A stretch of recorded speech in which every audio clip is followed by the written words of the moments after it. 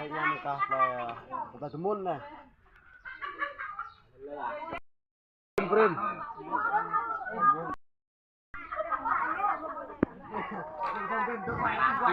Ini bong gemak sih no. Gemak dah lah.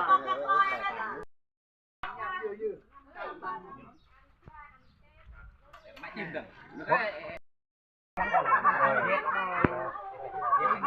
Ya là nó này.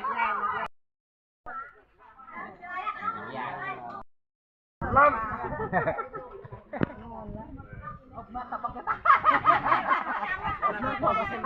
Oh ini ya. Món đó mà. Jual quát được. Em mặn nồng đi. Này của vàng hết này em mặn nồng hơn. Trâu lên đây nhọn. Nó nhỏ. Em mặn khơi được, mặn nó khơi được. Chăm này nè. Nhà bà, nhà da. Nhà da kim. Đây là việc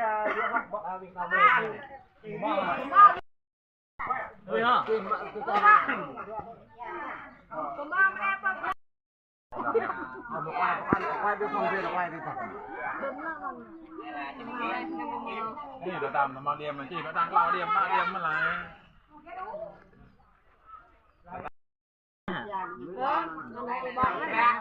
Jangan kau kata Semun tu.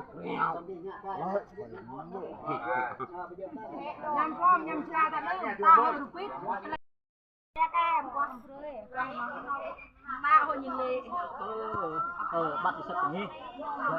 nó cái này bắt nhá